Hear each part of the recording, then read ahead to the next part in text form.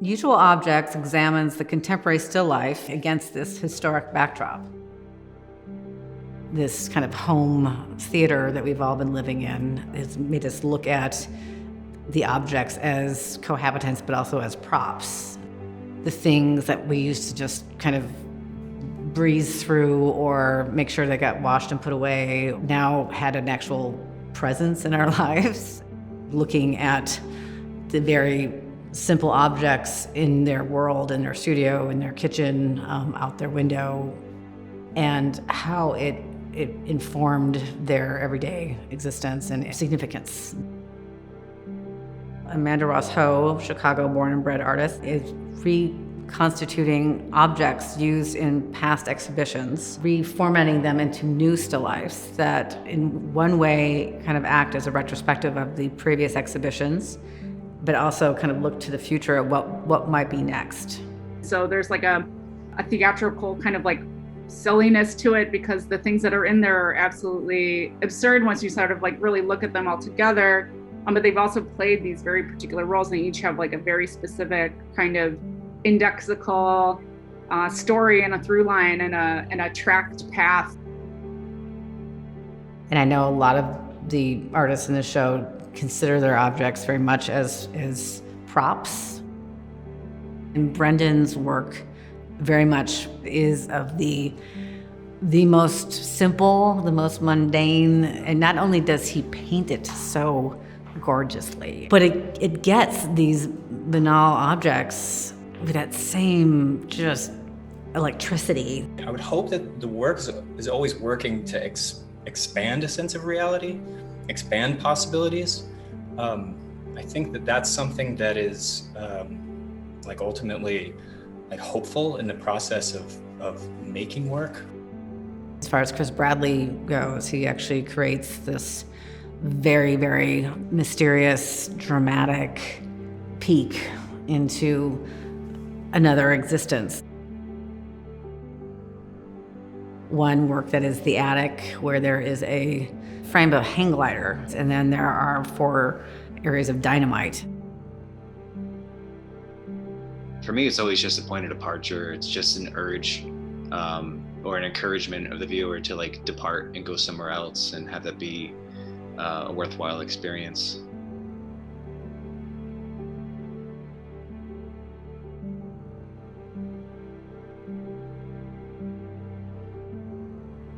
In Matt Lip's work, there is this notion of a theater it's also very dramatic in the levels and the objects that he puts in the photographs. It is about composition, but it's about revealing and withholding certain elements, especially with this work that has the cut-throughs that you can partially obscure things.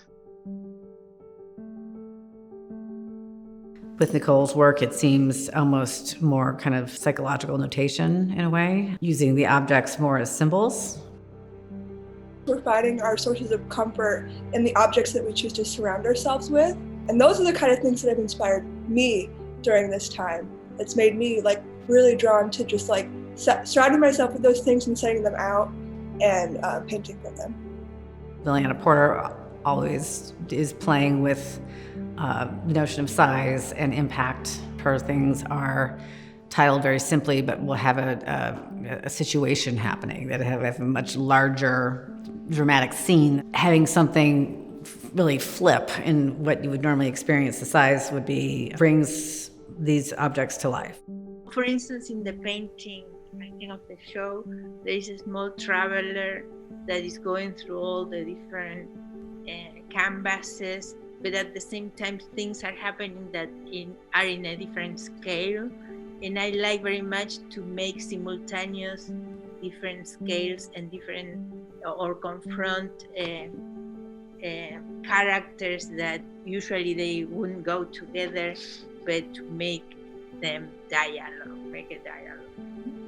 Another artist that can put a notion of time into this is Madeleine in her painting of these hallucinatory trees that mark the growing and the movement of time and the growing of an object.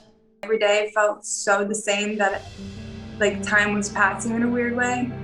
So I was making really a point to notice small differences in things around me and these wonderful clock paintings by Amanda Ross Ho of different spills, stains, ink marks, paint marks that just happened in her studio.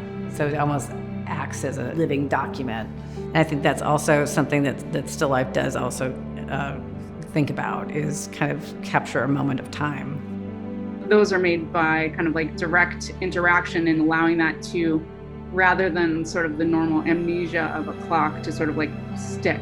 So the traversing that happens on a tabletop in a studio or a domestic space or whatever it is, to allow those things to kind of record and stay.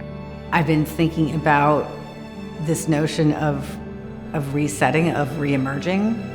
I mean, this spring really seems like more so a reinvention, a time of renewal more than any time I can remember. The wonderful edition that Amanda Ross Ho did of the different wine glasses, she intentionally wants the installation to look as if there was a happening. You know, this was the aftermath of an event, to have that be almost like a reckoning that people have actually are able to come to an opening and see a bunch of really wonderful pieces of art and sit around and talk about it afterwards.